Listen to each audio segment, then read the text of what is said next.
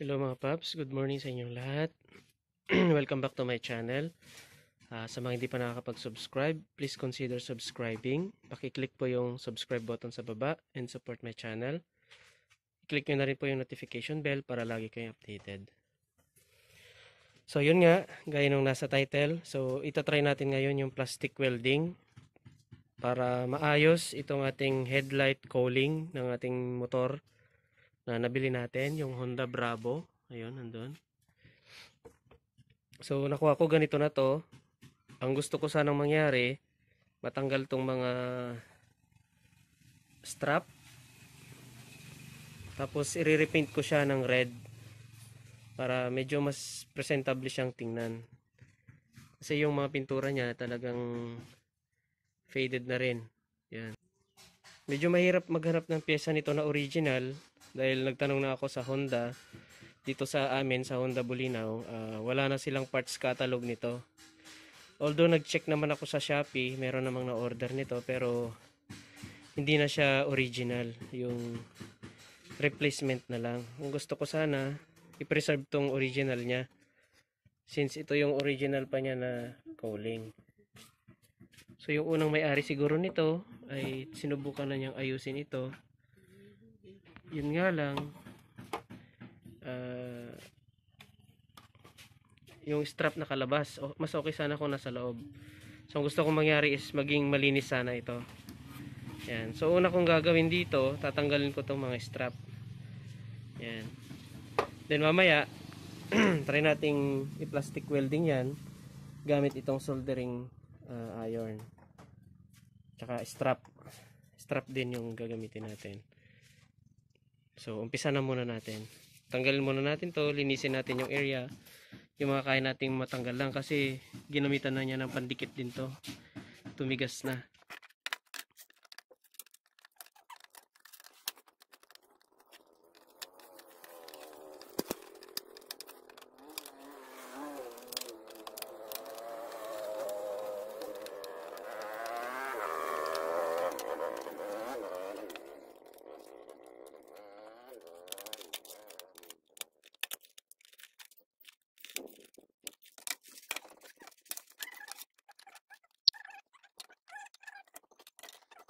Linisin muna natin mga paps to kasi masyadong rough.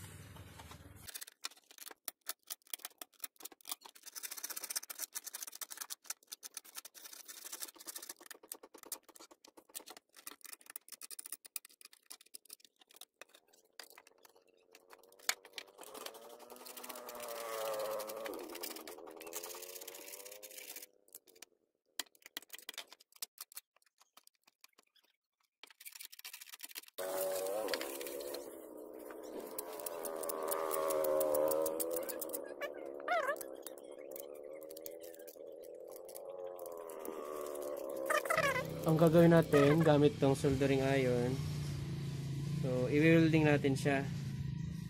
So pag mainit na yung soldering iron, yan, parang welding lang din, parang tinatay natin siya. Sigurado nyo na lapat siya. Yan.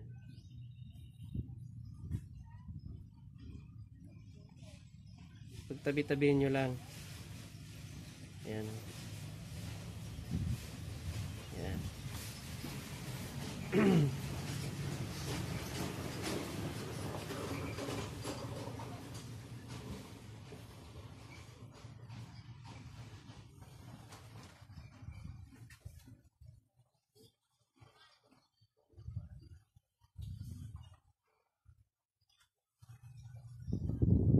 Magdidikit kasi yung mga yan mga paps. Ito mga paps, hindi ko sariling ano to, napanood ko lang din to. Sinishare ko lang sa inyo para dun sa mga ano, gustong mag-repair ng kanilang fairings. Dahil itong fairings na to ay nagtanong na ako sa Honda dito sa amin. Phase out na kasi itong Honda Bravo. Wala na silang parts catalog sa Honda dito sa lugar namin sa Bulinaw. Hindi ko lang sure sa ibang mga branch dahil hindi ko pa maharap pumunta sa mga ibang branch.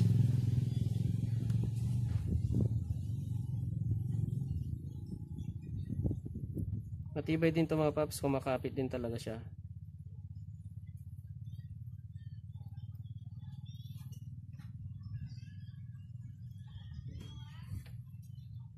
Yan o, hindi ko na siya hinahawakan, nakakapit na siya.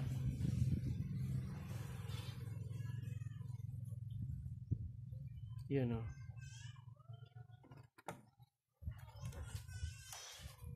Dumikit na siya agad o. Pwede ko na siyang bitbitin dyan.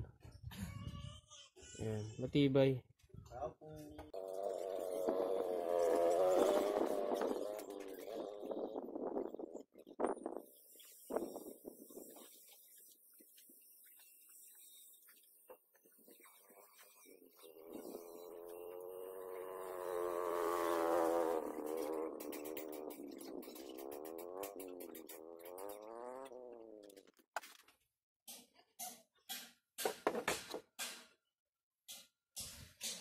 Gagamitin na natin itong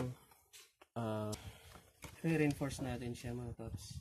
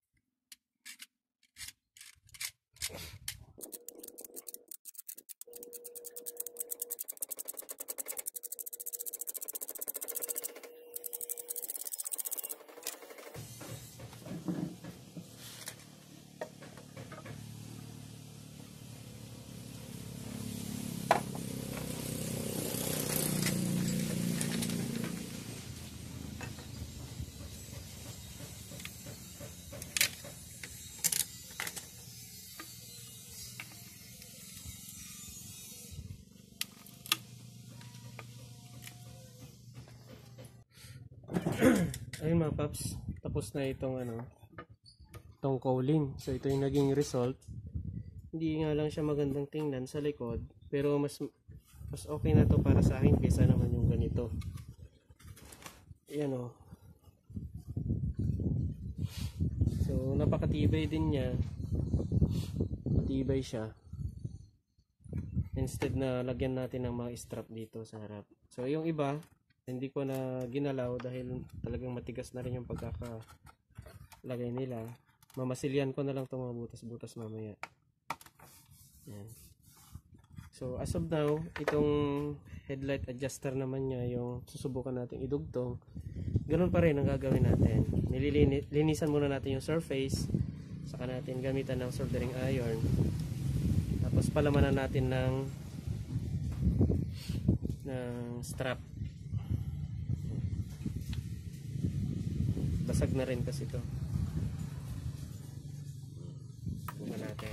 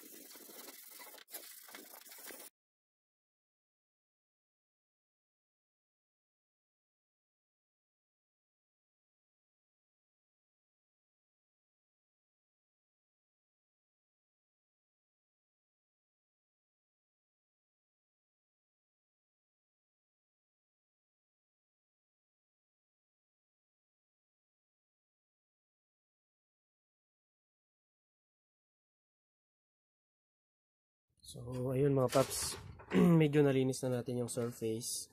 Ngayon naman, lalagyan natin ng epoxy. Wala ko na kuang masilya kasi epoxy na lang.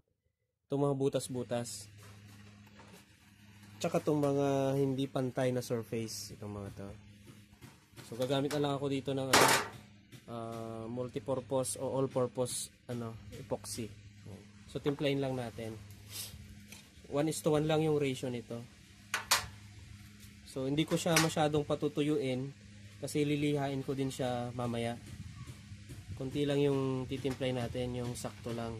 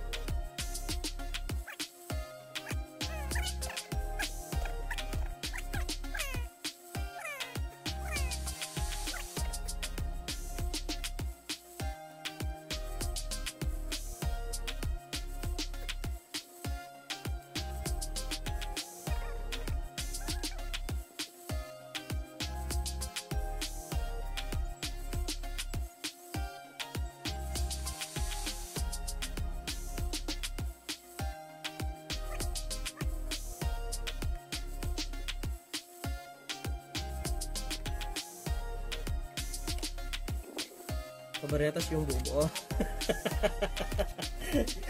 Ano ba talaga, Jack? Ito na siya mga paps. Hindi ko siya napinturahan agad dahil ginamit namin muna tong motor. Ito na yung result ng minasilyahan natin. Ayan. Ito yung plastic welding natin. Pintura na lang ang kulang nito. So, spray natin to ng primer. Tapos, yung base color na white. Tapos, yung red. Tapos, yung top coat. So, tagto 2 coats yun lahat. Bali, primer, base color na white, red, tapos top coat. Bali, 8 layers yan mga paps. So, yan. Ginamit namin to ngayon. Papunta dito sa may Puerto del Baher. Yan. Bandang ano na to Burgos na yata to. Burgos, Pangasinan. Yan.